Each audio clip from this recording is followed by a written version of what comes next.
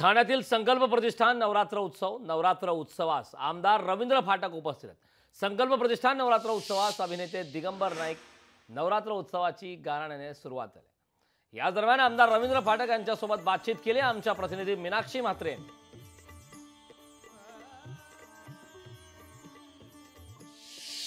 संकल्प प्रतिष्ठानाच्या नवरात्र उत्सवाला सुरुवात झालेली आहे। आमदार रवींद्र फाटक आहेत माझ्यासोबत। सर, यंदाचा कितवा वर्ष आहे आणि यंदा काय वेगळेपणा आहे, काय सांगाल?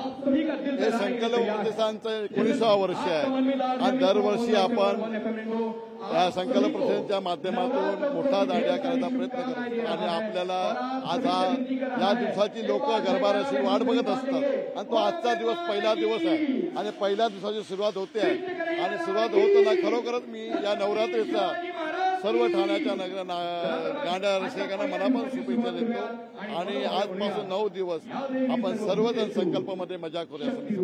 गरबा दांड्या रसिक जे खेळण्यासाठी येतात, वेशभूषा करून ड्रेसिंग करून येतात, त्यांना एक मंडळाच्या माध्यमातून एक मानधन म्हणून आपण देत असतो। बक्षीस त्यांची किंमत नाहीये, पण हे एक माणसाला प्रत्येकानं वाटतं की आम्ही जर ड्रेसिंग करून येतो, खेळतोय, तर आम्हाला स्टेजवरती या संकल्पाच्या आमचा सन्मान होतो, हे त्यांचं मोठेपण आहे आणि त्याच्या माध्यमातून आम्ही प्राइजेस या मंडळाच्या माध्यमातून दरवर्षी दर दिवशी 10 प्राइजेस देतो। पण यंदा आपण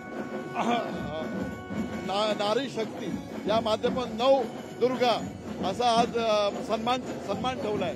पहिला प्रत्येक दिवसाला एक नारी शक्तीचा सन्मान केला जाईल आणि हे संकल्पच्या वतीने यंदा आपण हा नवीन उपक्रम राबवलेला आहे।